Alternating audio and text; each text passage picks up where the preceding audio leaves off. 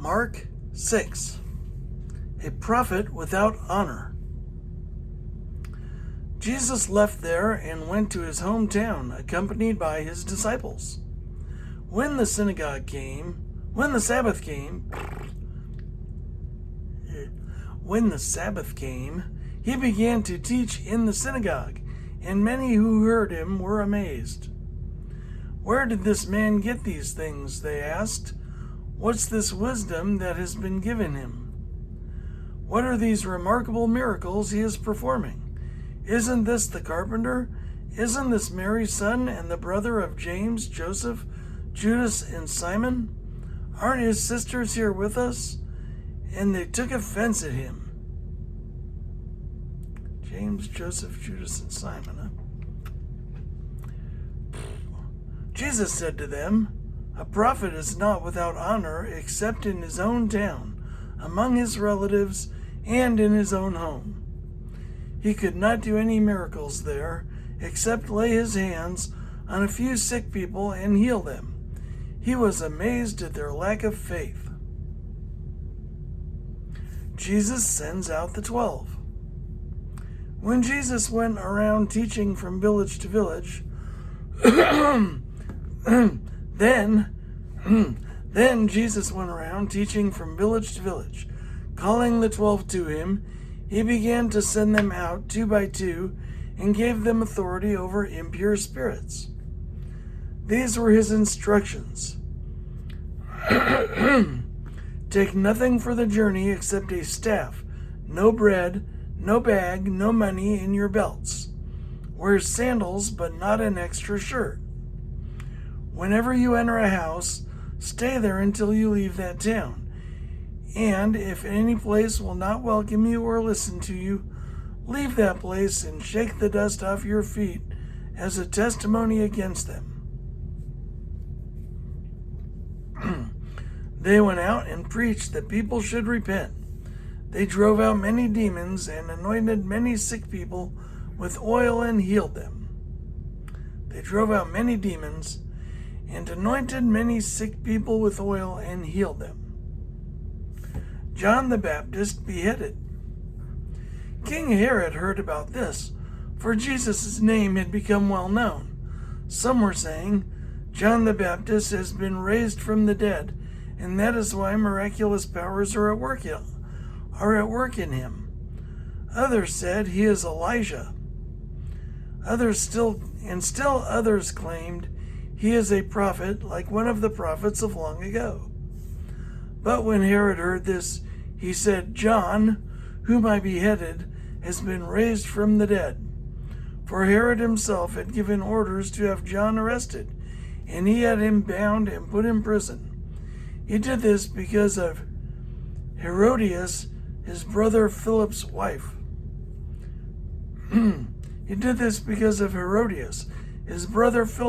whom he had married. For John had been saying to Herod, "It is not lawful for you to have your brother's wife." So Herodias nursed a grudge against John and wanted to kill him, but she was not able to. Herodias nursed a grudge against John and wanted to kill him, but she was not able to because Herod feared John and protected him, knowing him to be a righteous and holy man. When Herod heard John, he was greatly puzzled, yet he liked to listen to him. Finally, the opportune time came. On his birthday, Herod gave a banquet for his high officials and military commanders and the leading men of Galilee. When the daughter of Herodias came in and danced, she pleased Herod and his dinner guests. The king said to the girl, "Ask me for anything you want, and I'll give it to you." And he promised her with an oath, "Whatever you ask, I will give you, up to half my kingdom." She went out and said to her mother, "What shall I ask for?" "The head of John the Baptist," she answered. At once the girl hurried into the king with the request, "I want you to give me right now the head of John the Baptist on a platter." The king was greatly distressed, but because of his oaths and his dinner guests, he did not want to refuse her, so he immediately sent an executioner with orders to bring John's head. The man went, beheaded John in the prison, and brought back his head on a platter. He presented it to the girl, and she gave it to her mother. On hearing of this, John's disciples came and took his body and laid it in a tomb. Jesus feeds the 5,000. The apostles gathered around Jesus and reported to him all they had done and taught. Then, because so many people were coming and going that they did not even have a chance to eat, he said to them, "Come with me by yourselves to a quiet place and get some rest." So they went away by themselves in a boat to a solitary place. But many who saw them leaving recognized them and ran on foot from all the towns and got ahead of them.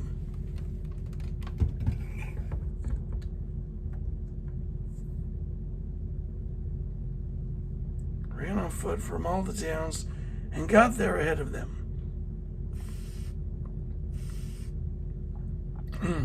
When Jesus landed and saw a large crowd, he had compassion on them, because they were like sheep without a shepherd, so he began teaching them many things. But this time it was late in the day, so his disciples came to him. "This is a remote place," they said, "and it's already very late. Send the people away so that they can go to the surrounding so that they can go to the surrounding countryside and villages and buy themselves something to eat." But he answered, "You give them something to eat." They said to him, "That would take more than half a year's wages. Are we to go and spend that much on bread and give it to them to eat? How many loaves do you have?" he asked. "Go and see." When they found out, they said, 5, and 2 fish. Then Jesus directed them to have all the people sit down in groups on the green grass. So they sat down in groups of hundreds and fifties. Taking the 5 loaves and the 2 fish, and looking up to heaven, he gave thanks and broke the loaves. Then he gave them to his disciples to distribute to the people. He also divided the 2 fish among them all. They all ate and were satisfied, and the disciples picked up 12 basketfuls of broken pieces of bread and fish. The number of the men who had eaten was 5,000. Jesus walks on the water. Immediately, Jesus made his disciples get into the boat and go on ahead of him to Bethsaida, while he dismissed the crowd. After leaving them, he went up on a mountainside to pray. Later that night, the boat was in the middle of the lake, and he was alone on land. He saw the disciples straining at the oars because the wind was against them. Shortly before dawn, he went out to them, walking on the lake. He was about to pass by them,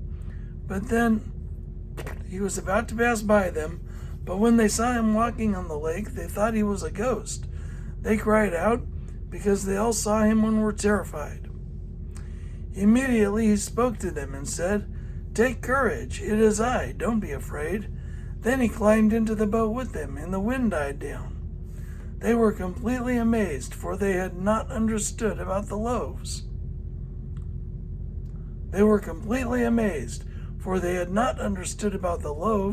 Their hearts were hardened. When they had crossed over, they landed at Gennesaret, and anchored there. As soon as they got out of the boat, people recognized Jesus. They ran throughout that whole region and carried the sick on mats to wherever they heard he was. And wherever he went, into villages, towns, or countryside, they placed the sick in the marketplaces. They begged him to They begged him to let them touch even the edge of his cloak, and all who touched it were healed.